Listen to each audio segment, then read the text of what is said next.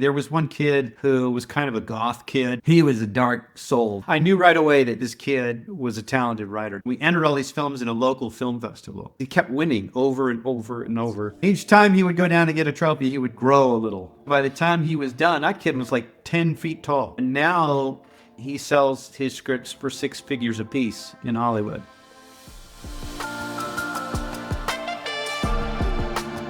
Well, welcome to the OpenEd podcast. We are so thrilled you all are joining us today. This one is very near and dear to my heart. My name is Carolee Sarton. I serve on the curriculum team here at OpenEd, and I am thrilled and honored to introduce our guests today. This is Chet and Fletch from Sneak on the Lot.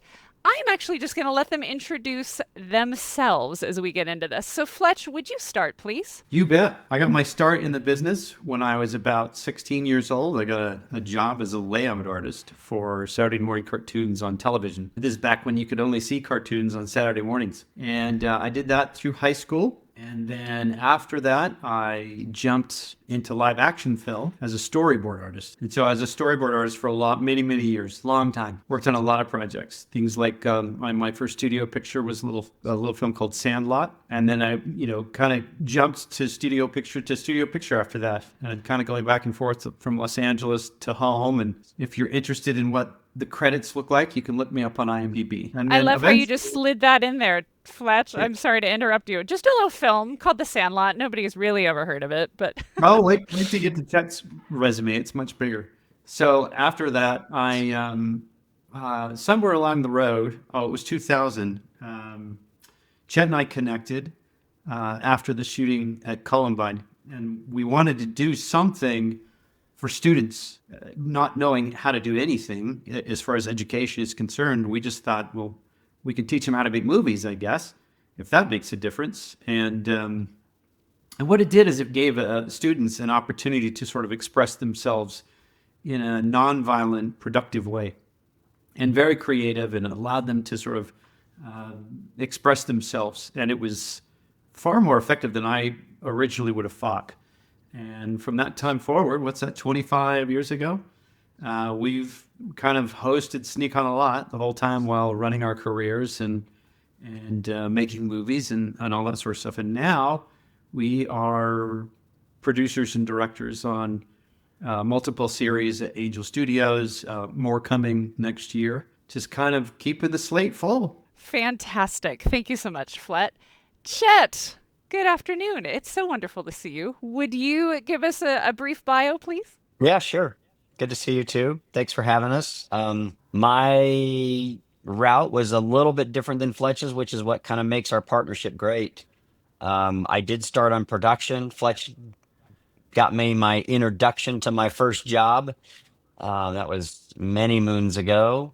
And it was just started, that was kind of how I put myself through college. I would work on a couple of what was called back then movies of the week. And then once I had enough money, I would go to a couple semesters of school. And then when I ran out of money, I'd go back and work on a couple more shows. So my career, I finished college and decided I had seen an article come out in the Time magazine, that had the cover with Spielberg, Katzenberg, and Geffen. And it was formed. Three of them were forming this new studio, which was called DreamWorks SKG. I didn't know a whole lot about Hollywood or anything like that, and I just decided that's where I wanted to go. So I left college, moved to LA, didn't have a job.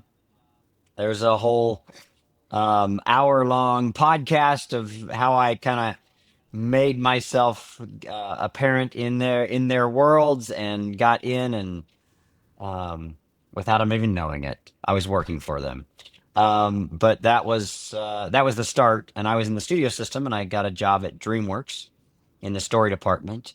And while in the story department, we were just, it's nothing too glorious, and it doesn't have a whole lot of story to do with it. It's really the organization. It's like kind of the library, taking the scripts in, the pages that come in from writers for different drafts, coordinating them and getting them out to the executives and all that sort of stuff. So while I was in the story department, I got to work on Saving Private Ryan, Amistad, Mouse Hunt, and a couple of other films while in the story department. And then I jumped from the story department to feature development, which was the core group at DreamWorks and at any studio that's trying to find the next feature film. And so you're just networking with other agents and assistants and other studios and producers and everybody just to kind of try and find the next movie. And while I was in feature development, I was working with my boss. He was his office was the busiest at the studio, so we had at every given time about 20 films that we had in one part of the movie making process or the other. And so while I was there, I got to work on let's see here, Meet the Parents, um, Small Soldiers, The Terminal, Road to Perdition, Flintstones, and a few others. Got to go out and be on the set at on Catch Me If You Can for a few days. It was kind of fun to kind of pop out and check that out. And we had a bunch of projects in various stages of production or development. And then I left there and stayed with the same studio, but I wanted to work with or watch Steven Spielberg work on set. So I had seen him at the studio level in the development phases and meetings like that, and so I was able to go and work on the movie Minority Report, and so it was kind of fun to watch him work, and Tom Cruise and the cinematographer Janusz Kaminski, who was a cinematographer for Schindler's List and Saving Private Ryan, got an Oscar for both of those, and to see those guys work, and then partnered with a guy named Jerry Mullen who produced Minority Report. I was just in the producing team there, and he produced Minority Report. We partnered after that.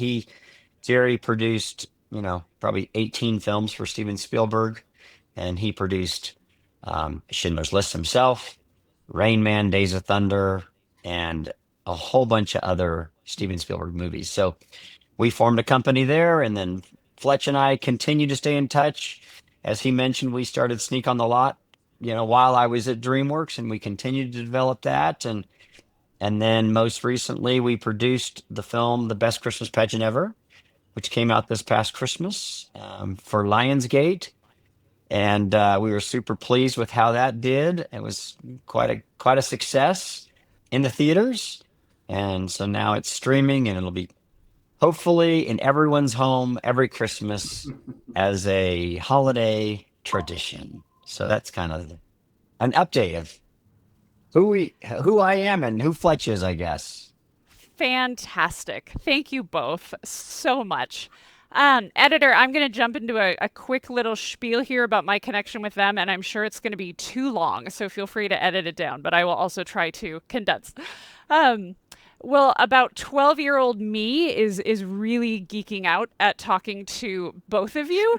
My dad is an absolute movie fanatic. And so some of my earliest memories are of watching a movie with him and then continuing to stay on the couch for another 2 hours while we watched absolutely anything that we could find having to do with behind the scenes and documentaries. And let's watch how they did this. And let's hear about the philosophy behind that. And so I have also grown up just loving movies. That later led into a very brief stint, a little side hobby of acting as background in several movies and TV shows. I am privileged to live in Atlanta, where a lot of film happens. So I've just gotten to be a fly on the wall on several different productions. And then last summer was privileged enough to attend the Sneak on the Lot summer filmmaking training with Fletch and Chet, which was 5 days of intense training and preparation, followed by 2 nights of actually making a movie. We shot a proof of concept show that will be pitched to Angel Studios here soon.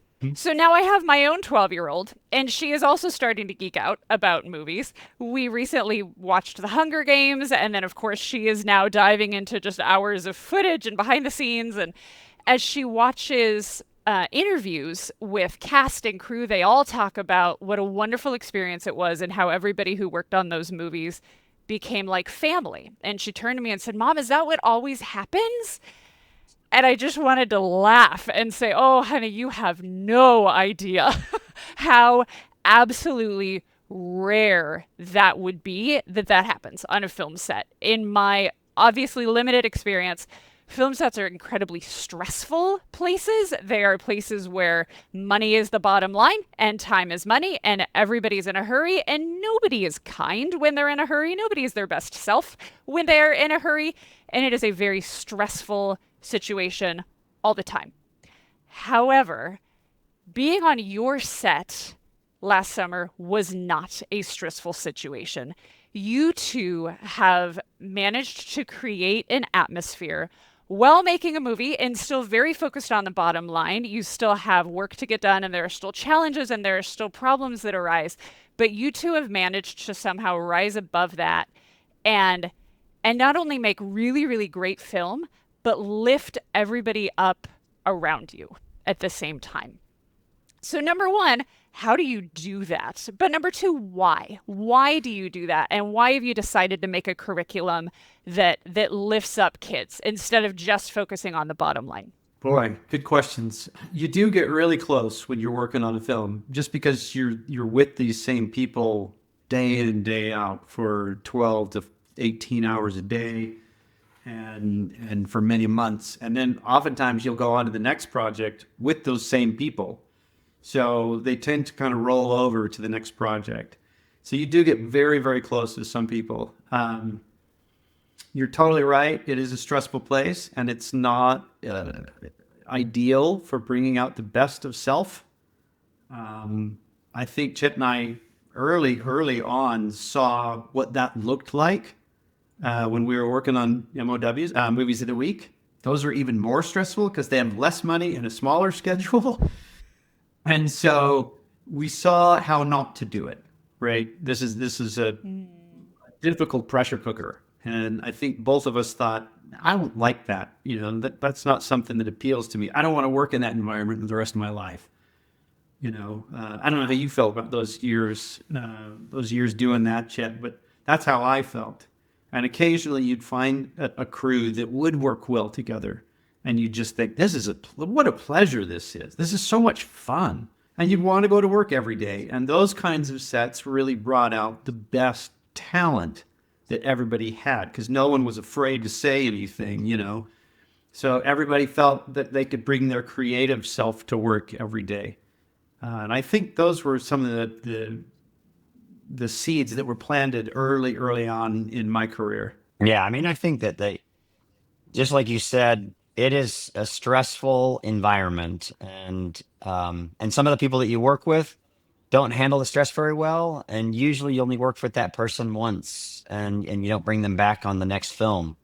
And so over the years, I think your crew gets better and better and better and more like family, like you're saying. And like Fletch said, man, life is just too short to create more stress than you need when the stress is already there. And when it's a high stress environment, it's just, it's great to have fun while getting it done, and building others and lifting others. And like you said, that's something that we've tried to implement into Sneak on the Lot. We've tried to put certain values and concepts and ideas into the curriculum that actually build instead of, add stress or tear down. We can all, nothing against horror movies, but, we've decided to make films that impact positively. They don't always have to be uplifting, because you might tell a story that may have sort of a downer ending to it or whatever, but we just try to have positive impact with anything we do. And so we try, with the curriculum that we've created within Sneak on the Lot, we've tried to do the same thing, instill those same principles. And of course, all the filmmakers are young on Sneak on the Lot, and they usually don't have a ton of life experience, but hopefully we can instill this great foundation that gets them started off at a good spot, and kind of helps them continue to rise versus trying to figure it out and not doing so great and maybe having the wrong attitude or what have you, but hopefully getting them off on the right foot. I love that. Will you tell me a little bit more about the backlot? How does that tie into the curriculum, but also what is the heart behind creating the backlot? Oh, the backlot. This is a long journey. I'll try and keep it short. When we very first started out 25 years ago, back before the internet was really anything, there came a point at which we just had to get back to work, right? I had spent all my savings opening up a little office that we were running kids through from the local high schools, trying to get a sense of how should we teach this. And the kids were just like, they would not go home. You had to like turn out the lights, to send them all home. And at one point it was like, okay, we got to get back to work. We got to go make some more movies. And so I had to shut down the office, but we had what we needed out of that experience. We had the curriculum that we had built. So Chet said, well, why don't we put it online? Which was prophetic because that's where everything was going. And so we started immediately trying to put something online. And as I was sort of teaching myself action script at the time, I downloaded the 30-day free trial of Flash and started programming in ActionScript.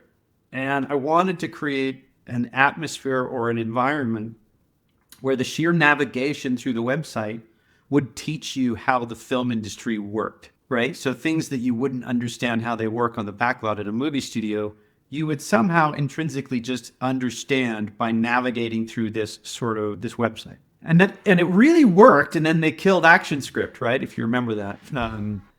And so it all went to HTML, and which was kind of a backward step for if you were a designer, right? If you liked really designed websites. So we kind of just went the standard curriculum route long before anybody was doing education online. We were doing it 20 years earlier. And we just now got to the place where, hey, you know what? We have a really robust curriculum online, and it's fantastic. We use Canvas, and Canvas is a really strong learning management system. But what if we revisited our idea of having this environment that kind of teaches you as you navigate it? And as we started doing so, it became very apparent that a game was the best way to do this now. 20 years had passed, and a lot of the technology was now in place that we could do the things we wanted to do or just dreamed of doing in those early days. And so we cracked open Unity and started putting a game together and thought, well, this isn't too hard. Let's keep going with this. And as we started building it out, man, it really started to come together in a way that I think our vision of those early websites, what we had envisioned, was now coming to pass. Like, well, wow, you could walk around and you can meet people and you can have a group that you meet together in your own building, and you can have all these tools and you can go in these buildings and you can walk around and talk to people. And by talking to these, not really people, by talking to these non-player characters, they teach you about their jobs, their roles and what they do and how they do them. So you can talk to the cinematographer or the first assistant director or the PAs or all that stuff. And you can upload your movie and you can watch other people's movies and hear about opportunities. And that was the last stage is we wanted to implement a way where students could interact with the backlot so they could post their poster right there on the backlot as marketing, and people could click on that poster and then watch their movie, and real life opportunities would be available to students who were there so that they could read for a role and possibly get cast in something, and they could try and be an extra or find other people to work with. And so these were some of the thoughts that were going through our mind. We're still sort of very much in a beta stage with Sneak On the Lot, or Sneak On rather. That's what we call the 3D version, Sneak On. And so we're still very much in a beta role, but it's very obvious that that's the direction we're heading because kids love it. Kids love navigating and playing the game and just having a good time. So I think most of our development cycles now will go probably into that. And you have actually cast students out of Sneak On, haven't you? Do I remember correctly that some of the kids in Best Christmas Pageant Ever were from Sneak On? We didn't cast any of the kids from the Best Christmas Pageant Ever from Sneak On, but we have our it is our goal to cast everything we do. So the We Mystic Hollow that we did last year, we cast from people on the lot. Now we did cast a couple, or one of the gals from the Best Christmas Pageant Ever, one of the little actresses. But we did all the casting on the backlot, and that's our plan. I mean, whether it's whatever we're doing, our plan is to cast through the lot. People who are in Hollywood, it's a little strange and hard for them to gather that, like, what? It's a game. I got to go in and upload my audition in this environment that's I got avatars and this and that, and we're like, trust us. We might be a little ahead of our time, but that's okay. We've always been ahead of our time. So we're going to help you get ahead of your time, and so we will cast everything, hire editors, hire all our crew, and on the backlot. So that's our plan. So it will not only just be this game that they're playing and rising sort of in the ranks through their real efforts. It will lead to jobs and getting into the industry and breaking into the industry. We have had in the past, we've had some successes of students that have, Right. broken into the industry through Sneak on the Lot, not because of the lot, because it didn't exist back then, but through, students that we've identified that really have talent and we've helped get into the industry. So it's our plan to do the same with what we're doing with Sneak On. I love that. In essence, not to put too fine of a point of it, but you are literally helping students sneak onto the Hollywood lot, which is That's the idea. exactly yeah, I love it. I love that you're giving students the opportunity to interact with the real world professionals. That was one of my favorite things about being on the set with, let me start that over. I love the opportunities that you are giving students to interact with the real professionals. That was one of my favorite things about being on set with you guys was your openness and your willingness and who you hire to find the right people who are willing to teach. So some of my favorite conversations were talking to the script supervisor and being able to say, what do you do? And get a sense from the actual person what they do and what they love about it, and then trying to decide, could I see myself in that role, or do I definitely never want to see myself in that role? And seeing the costume people and the makeup people and everybody just doing their thing. But like you said, you've worked hard to hire family and to hire people who are just willing to talk and to spend time on their stressful, busy set teaching and talking to teachers and students, which was phenomenal. And I know that heart goes through in the lot as well of, yes, these are real professionals with real jobs who are out there doing it, but they want to invest in students and in helping others get the chances that they have gotten. I was just going to add to that just for a second is we do that on set with the summer workshop. That's our whole goal, is that people like you, they can come and get this experience on set and interact with professionals. And like you said, you will decide that you love this department or you don't love this department. But the only way you can decide that is by getting the exposure and realizing, oh my goodness, there's so much stress in this department. And it was awesome because to, those that come and participate in the summer workshop, day one, they're pretty, it's pretty segregated as to being able to tell who are the participants and who are the professionals. But what's awesome is by the end of the week, that line is pretty blurred. And those that are participating really like yourself got in, and we were turning to you to say, hey, here's a problem that we have. We need help finding the solution. Can you run with this? And you would run with it and take it and get it done. And that takes the stress off of our shoulders. And with you and everybody else that was there that year, because we had some pretty high stress moments, if you recall. But that's what we try and do in the summer workshop. And additionally, that's what we try to do on Sneak on the Lot. So every film that we work on, Fletcher and I, we will interview individuals, professionals that are at the best of the best in the industry, interview them about their jobs and who they are and tips and their career paths and just all kinds of things about the art that they participate in on the set. And we put those interviews on in within the curriculum, and within we have an interview sort of library of various crew and positions and the best of the best in the business. And so we try to do that online too, where those that are participating in Sneak on the Lot online, they also have the ability to interact with professionals.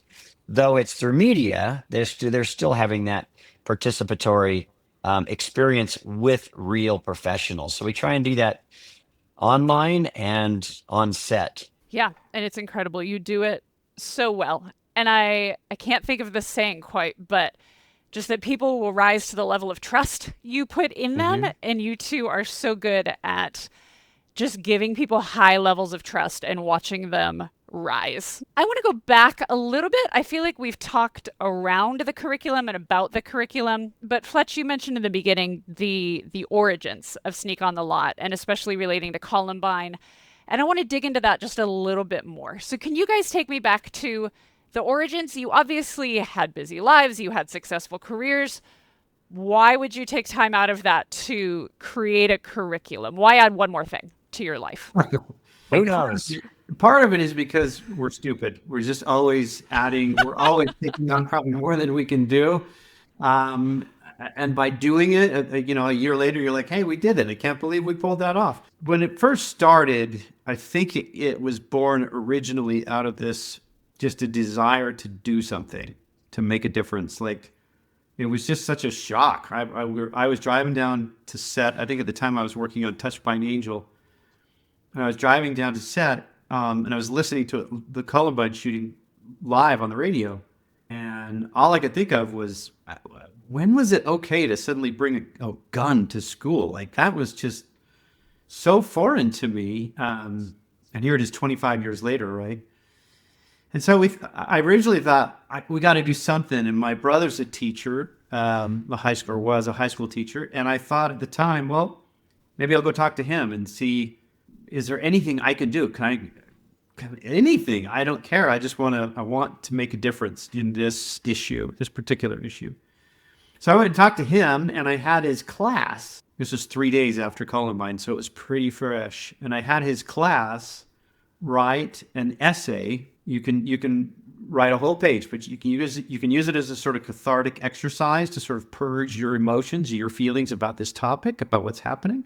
Or you can tell me, how close are you to doing something like this? Is this out of your mind? Is this insane? Is it what is it? Where are you on that scale of doing something like these kids did at Columbine?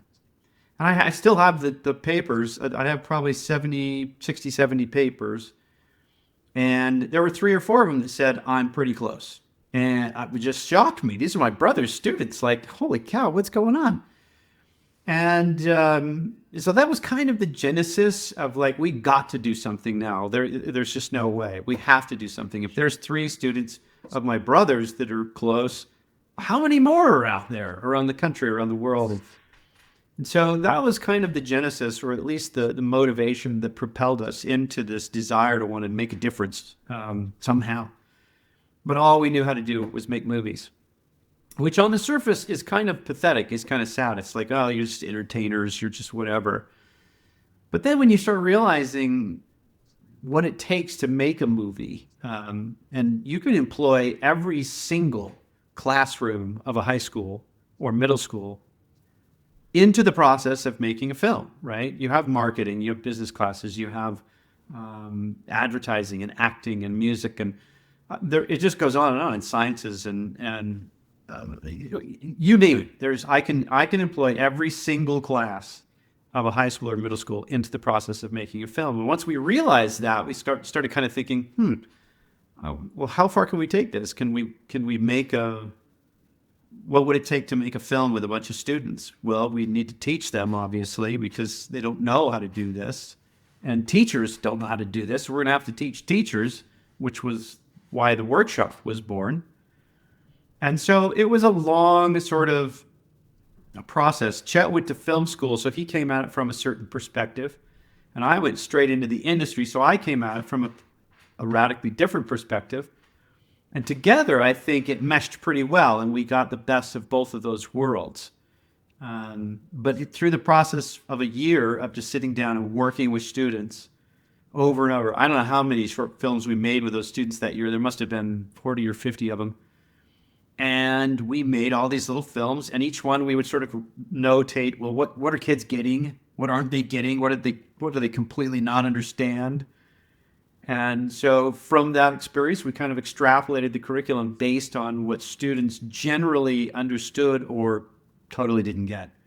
So if you look at our curriculum, you'll notice that we really kind of stress the development portion of filmmaking, because that was the one place students just sort of understood editing. They got software. It just made sense to them.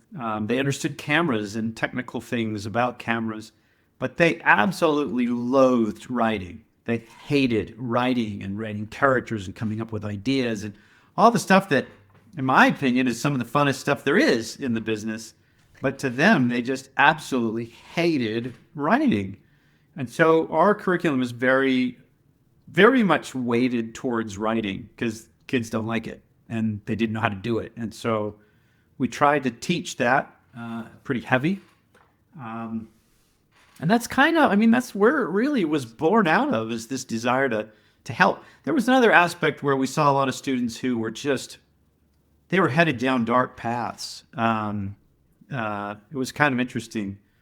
And so what we noticed was they always wanted to tell stories about suicide and these dark topics. And we just thought, no, we're not going to let you make one of those. You're going to have to make something nice. Make something that's more pleasant. Make something that's funny.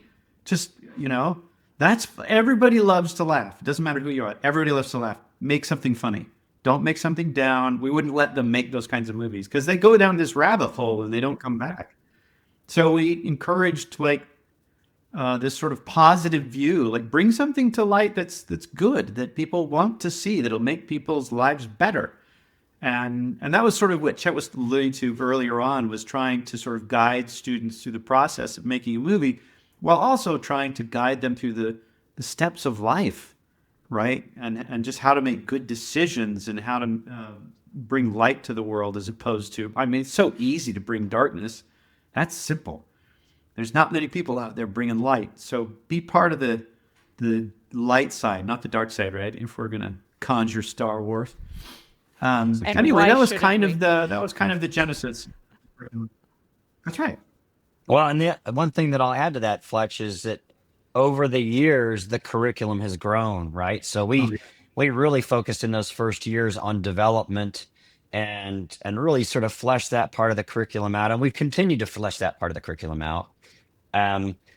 But we started to see, okay, all right, the kids are starting to get development a little bit. Their stories are getting better, but they're not looking that great. Right. And so they're not lighting, or they're not using practical lights, and they're not using these sort of techniques. Oh, the camera's not moving. So we would create a part of the curriculum that would be, about practical lighting, which is any light that's actually on set and it's practically lit, right? So just using practical lights. And then we would use, off-screen lighting and talk about contrast and those kinds of things. And then, we'd notice that we'd want to see a little more movement. So we would, build an area of the curriculum that would talk about camera movement and wide angles and close-ups, extreme close-ups, and a cowboy shot, and just all kinds of different things that were a little more technical in those aspects, but artistic. And then sound design. The films were coming in, the sound was terrible, and so we'd focus on that. And then at the time there was, green screen was big, and it was just they weren't pulling the best of keys, and so we created a whole curriculum on green screen. And then we noticed that kids were ripping off music. And we're like, okay, you can't do that. So we did a whole curriculum on copyright. And so the curriculum has just grown and grown and grown over the years. We continue to add to, but we just continue to put layers in. And so it's a pretty hefty curriculum, and as it goes through as somebody comes in, it starts off light and and they'll do something that's pretty simple before we jump into the more complex concepts. But it sort of grows and ramps up in the online also. But it's 25 years of growth and sort of fleshing out, which is kind of nice. Well, gosh, brilliant. And thank you for allowing us to learn from both as teachers and as students from, the mistakes of the past and just honing and making it better and better. That's just brilliant. I want to go back to the thought that film can give everyone a place. What an amazing picture of every classroom in a school can have a part to play in making a film. That no matter what your talents are, no matter what your abilities are, no matter if you fit a traditional mold or not, there's a place for you and you are valued and important, and what you have to bring is necessary to the whole process. I love how film does that and elevates everyone. Well, and if one of the things that, expounding on what Fletch had mentioned, that you can take any class in a high school and guarantee you we can fit it into a filmmaking curriculum. But what you said is also interesting. It takes all types. It takes the creative kind, that maybe in high school or younger ages aren't accepted by others as much, and it allows them to really really shine and be able to stand up straight and show what they can do, express their talents. It takes the analytical, right?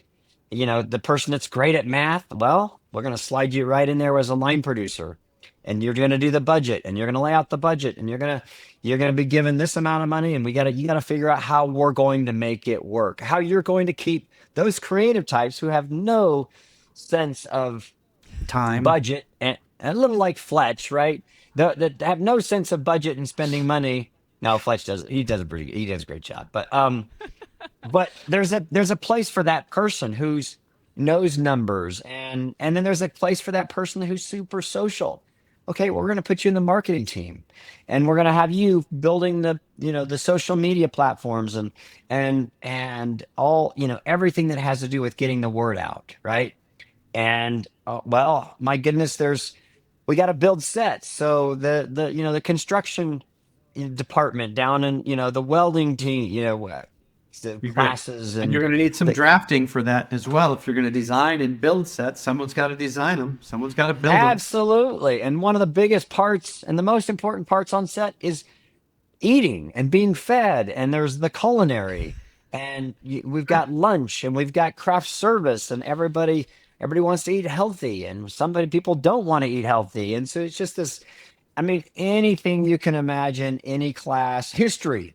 Where in the world could the history class be in part of filmmaking? Well, any movie that's not taking place today, present day, is going to have history. We're going to do a World War II show, or we're going to do something that took place back around the Revolutionary War, or the invention of the television, or the car, what have you. I mean, history is all over the place. English, creative writing, screenplays. I mean, the list goes on and on and on, Yep. Legal. That typing class that I took was the most valuable class to my filmmaking career ever, because Totally. I can now type. There's I mean, it's just Wow. There's any aspects. class. I mean, I know so many guys who are stuntmen who they were just jocks in high school. They liked being physical. They liked that physical activity. Great. You make a great stuntman. Bring it on. So it literally every single classroom you can possibly conceive of can be integrated one way or another into the film industry. Yeah. Web programming. We always need a website for the movie. The obvious ones are, acting and theater and Yeah. lighting and those kinds of things. Those are super obvious. Video but production or whatever. video production. Any class, though, which means film reaches every type, and it allows people of every walk of life, color, height, look, Gender. Yeah. have an important part in the filmmaking process. Gosh, cut, print, mic drop. There's nothing left to say. um, I have one more question for you. I would love for you each to just take a moment and brag a little bit about some of your success stories. Is there a specific student or a specific school that comes to mind for whom your curriculum or for whom film has really made a difference for them? Yeah, Oh my. we have a few. We're continually sort of approached from students either we used to like we had in the past who would approach us and say, I took Sneak on the Lot, and now I'm out in Los Angeles trying to make a go of it and that kind of stuff. That's a pretty frequent occurrence. I think I have to go all the way back to those first years when we were in that office because I got so close with a number of them. It was the only time that I was actually physically teaching the classroom. And so I stayed in touch with a lot of those kids over the years. And one of them reached out to me just recently who had gone on. He wanted to be an actor. He was in the acting program at the same high school that I went to. So he was one of the participants in those first years. And now he's been on Broadway for 20 years or so. But he reached out to me over Facebook and was like, you changed my life. That 1 year in that building changed my life. Made me realize that I could do this. Like this could be something that I could do for a living. And but he's been on Broadway now for about 20 years, and it was so much fun to hear like these kinds of stories where someone who I knew well, who I knew was talented, he had what it took. The question is, do you have the tenacity, right? So the tenacity is the one aspect in this industry. If you don't have it, you ain't gonna make it. Like it takes a lot of tenacity. You have to be able to go and do the work every single day for years, and sometimes not see the benefits of it for years, and keep going and keep going and keep going, and then one day it will happen. I guarantee it. But you gotta work hard. And the harder you work, the more likely it is to happen, So that's always fun to kind of have somebody come back who you knew had an opportunity. There was one kid who was kind of a goth kid, wore trench coats and dyed his hair black and wore makeup. And he was a dark soul to be sure. And he would come to the building almost every day. And it was a long drive for them. There was 3 of them that came together. And it was a long drive for them, about 45 minutes just to get to the building. And I knew right away that this kid was a talented writer. Just by reading his scripts, I was like, oh, okay, this kid is way ahead of his age as a writer. He wanted to direct, and I kept saying, man, if I were you and I had your skill, I'd start with being a writer. Directing will come, but start with being a writer. That's what you're really good at. And so he wrote several of the films that year, and we entered all these films in a local film festival. And all these kids just cleaned up at the festival. But it was fun to watch him, who's this kind of hunched over, short little kid, go down the aisle and pick up his award because he kept winning over and over and over. And by the time, I think he won 3 or 4 or 5, even 5, I can't remember, about 5 trophies that day. And each time he would go down to get a trophy, he would grow a little, just like he was so proud. And so by the time he was done, that kid was like 10 feet tall. And it changed his life. And now he sells his scripts for 6 figures a piece in Hollywood. And he's been produced multiple times. The other kid that used to come with him owns a movie equipment rental company in Los Angeles. And the girl that used to come with them, I don't know if you know this, Chet. She's now an anchor for Fox News in Los Angeles. It's kind of fun to see some of these people like come into the business and do it. It's fun. Yeah, since then we've had lots of kids that one of the students, past year students, we helped him, we saw the potential and we helped him get into the industry, and he's probably worked on, I don't know, 10 Steven Spielberg movies. He is working on the biggest movies in Hollywood. He makes our credits look stupid. Yeah, he's done some great Well, stuff. And You met him, what? Steve. She met him. She worked with Steve at the workshop. Oh yeah, That's right. I had Steve was no a idea. former student. Wow.